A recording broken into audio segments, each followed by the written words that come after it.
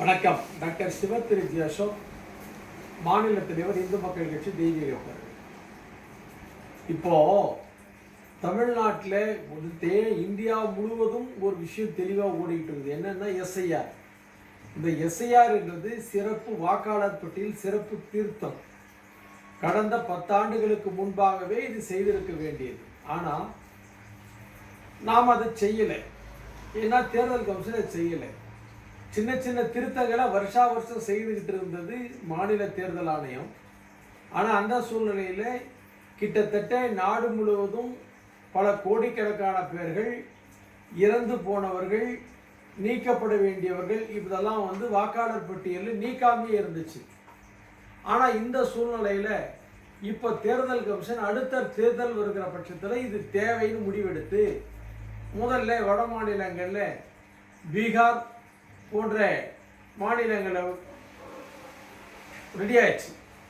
இப்போ தமிழ்நாட்டில் வச்சிருக்குது. இங்கே இருக்கக்கூடிய எதிர்கட்சிகள், சில கட்சிகள், ஆளுங்கட்சிகள், சில கட்சிகள்லாம் எஸ்ஐஆர் வேணாம், சிறுபான்மையினருக்கு ஆபத்து அப்படின்னு எல்லாம் சொல்லிக்கிட்டு கதை திட்டுக்கிட்டு சொல்லுகிறார்கள்.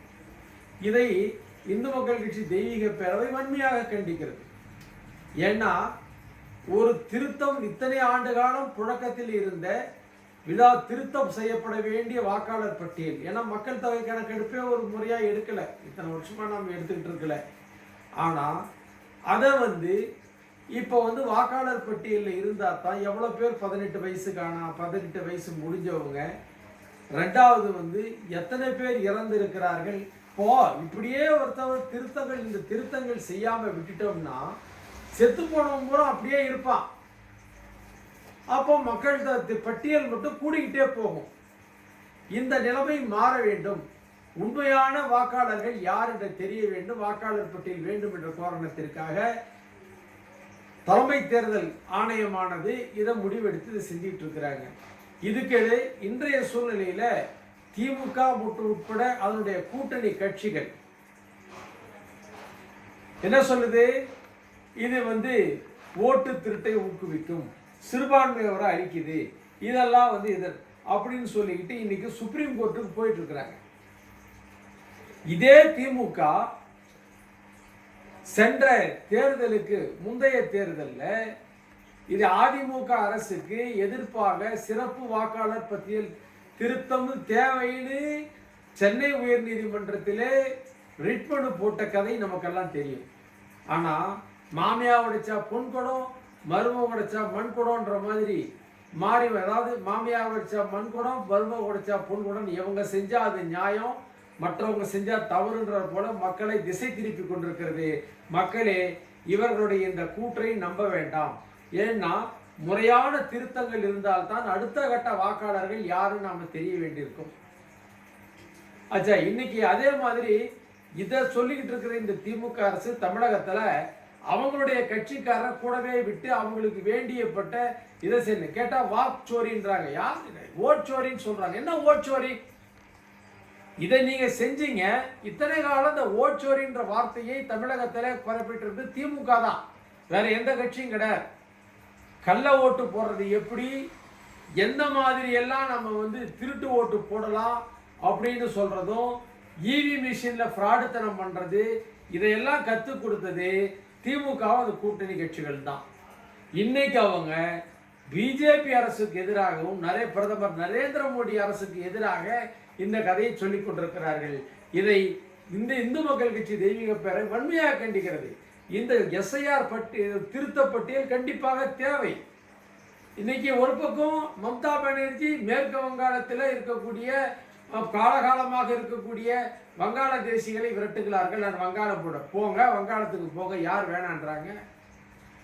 போங்க, இந்தியாவோட வாழ பிடிக்கலாம், யாரா இருந்தாலும் வெளியே போலாம், இன்க்ளூடிங் மைசெல்ஃப். நான் இந்தியாவில் இருக்கிற மாற்று மத நண்பர்களுக்கு ஒரு வேண்டுகோளை வைக்கிறேன். நீங்க மற்ற உங்கள் மதங்களை பின்பற்றக்கூடிய நாடுகளில் நீங்கள் சிறப்பாக விட இந்தியாவில் சிறப்பாகவும் சுதந்திரமாகவும் இருக்கிறீர்கள்.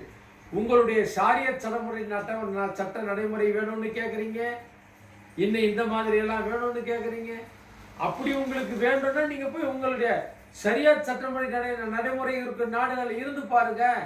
கண்ணுக்கு கண் பல்லுக்கு பல்லுன்ற மாதிரி நீங்க அப்பயே கதம் தான். ஆனா இந்தியாவில் அப்படி இல்லையே. முறையான நீதிமன்ற வழக்கு இப்படி படிப்படியாக கொண்டு போய் குற்றம் நிரூபிக்கப்பட்டால்தான் நீ செஞ்சுட்டு இருக்கீங்க. இந்த நாடுகளில் உங்களுக்கு வாழ பிடிக்கவில்லை என்றால், இந்த இந்தியா நம்முடைய தேசத்திலே வாழ பிடிக்கவில்லை என்றால், இந்தியாவை விட்டு வெளியே போய் வேறு உங்களுக்கு பிடித்த நாட்டில் வாழ்ந்து கொள்ளுங்கள். இந்திய அரசியல் சட்ட நடைமுறைகளை கூடாது என்று தடுக்க வேண்டாம் என்று கேட்டுக்கொள்கிறேன். வேறு எந்த நாட்டிலும் இஸ்லாமிய நாடு மத கோட்பாடுகள் கடைபிடிக்கிற நாடுகளில் கூட இல்லாத சுதந்திரம் இந்தியாவிலே அனைத்து தரப்பு மதங்களை பின்பற்றுவர்களுக்கும் வழங்கப்பட்டிருக்கிறது. ஏதாவது உங்களெல்லாம் நான் என்ன கேட்குறேன்னா, உங்களுடைய இஸ்லாமிய மத சட்டங்களை பின்பற்றுகிற நாடுகளில் குரல் உயர்த்தி பேச முடியுமா? பேசினா விட்டுருவாங்களா? ஆனால் இந்தியாவில் நீ தேசத்திற்கு எதிராக உன்னுடைய கருத்தை சொல்ல முடியும். ஆனால் அரபு நாடுகளில் சொல்ல முடியாது. ஏன் தாலிபான்கள் ஆட்சி செய்யும் ஆப்கானிஸ்தானில் சொல்ல முடியாது, சிரியாவில் சொல்ல முடியாது. சொன்னால் எல்லாருக்கும் கதம் தான். இந்தியாவில் இந்த தேசத்திற்கு எதிராக சொல்ல முடியும். இவ்வளவு சுதந்திரம் தந்திருக்கக்கூடிய இந்த நாட்டை இவர்கள் குறை சொல்லுவதும், இங்கே தேச விரோத நடைமுறையில் ஈடுபடுகிறவர்களில் இந்து மக்கள் கட்சி தெய்வீக பெறை வன்மையாக கிடைக்கும். இன்னைக்கு டெல்லி செங்கோட்டையில் நீங்க என்ன பண்ணிருக்கிறீங்க? ஒரு கார் குண்டு வெடிப்பு நடத்திருக்கிறீங்க. உடனே ஃபேஸ்புக்கில் யூடியூப்பில் போடுறானுங்க. அது ஒருத்தன் போடுறான் ஆர்எஸ்எஸ் சம்மந்தப்படுத்தி போடுறான். இன்னொருத்தன் என்ன பண்ணால் அவன் தான் ட்ரைனிங் கொடுத்தா போகிறான்.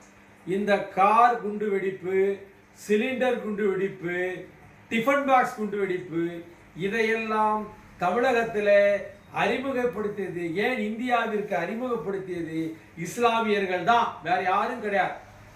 இது போன்ற ஒரு சம்பவங்கள் நாடு முழுவதும் ஏற்கனவே கார் குண்டுவெடிப்புகள் நடந்திருக்கிறது. கோவை குண்டுவெடிப்பு எதனுடைய அடிப்படையில் நடந்தது? ஆனா இந்த திமுக அரசு வந்ததும் அவங்களுக்கு பரோல் கொடுத்துச்சு. இது எந்த விதத்துல சரி? இந்து மக்களுக்கு எதிராக இந்த ஒட்டுமொத்த திமுக அரசு நடைபெற்றுக் கொண்டிருக்கிறது. இதை நாங்கள் கண்டிக்கிறோம். உங்களால இந்து மக்களும் உங்களுக்கு ஓட்டு போடுற மக்கள் தான். உங்களுக்கு இந்து மக்களுக்கு ஏதுவாகவும் அனைத்து தரப்பு மக்களுக்கு முறையாகவும் நடக்க முடியலன்னு சொன்னா தயவு செய்து ஆட்சி கட்டில விட்டு கீழே இறங்கிடுங்க. இன்னைக்கு தமிழகத்தில் இருக்கிற எந்த ஒரு ஊடகமும் டெல்லியிலே நடந்த, செங்கோட்டையிலே நடந்த அந்த கார் குண்டு வெடிப்பை பற்றி யாரும் பேசவும் இல்லை. ஆனால் வடநாட்டில் இருக்கக்கூடிய ஊடகங்கள் சொல்லிக் கொண்டிருக்கின்றன. கிட்டத்தட்ட அந்த காருடைய ஓனர் புல்வாமா பகுதியைச் சேர்ந்த சல்மான் தாரிக். படிப்படியா பலருக்கு கை மாறி, அத்தனை தரப்பும் இஸ்லாமியர்கள் மூலமே கை மாறி, கடைசியிலே ஹரியானாவிலே ஃபரிதாபாத்திலே அங்கே பிடிக்கப்பட்டிருக்கிறது. அதிலே இருந்த கிட்டத்தட்ட 7 பேர் இஸ்லாமியர்கள் தான். அதுல ஒரு பெண் உட்பட எல்லாம் அடக்கம். அவ்வளவு ஒரு இஸ்லாமிய தீவிரவாதம் இந்தியாவில் இருந்து ஒழிக்கப்பட வேண்டும். ஆனா இங்க மேலும் மேலும் அந்த தீவிரவாதம், பயங்கரவாதம் வந்து கொண்டிருக்கிறது. இதை இந்து மக்கள் கட்சி தெய்வீக பெறை வன்மையாக கண்டிக்கிறது. நாடு அமைதியாகவும், ஏன் நரேந்திர மோடி தலைமையிலான அரசு அமைதியாக இருக்கிறது, அமைதியாக வாழ்ந்து கொண்டிருக்கிற நாட்டு மக்களை அமைதியாக வாழ விட முடியாமல் இந்த தீவிரவாத நடவடிக்கை தொடர்ந்து நடத்தி கொண்டிருக்கிறார்கள். இதை வன்மையாக கண்டிக்கிறது.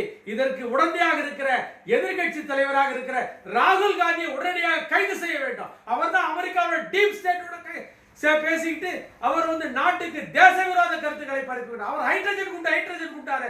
இவர் தான் அவர் போட்ட, இதுதான் செங்கோட்டையை போட்ட ஹைட்ரஜன் குண்டு தானா? எனவே இந்த இந்திய திருநாட்டில் நடத்தப்படுகிற இது போன்ற தீவிரவாதத்தை, மத தீவிரவாதத்தை, இஸ்லாம் தீவிரவாதத்தை இந்து மக்கள் கட்சி தெய்வீக பறவை வன்மையாக கண்டிக்கிறது என்று சொல்லி விடைபெறுகிறேன். நன்றி, வணக்கம்.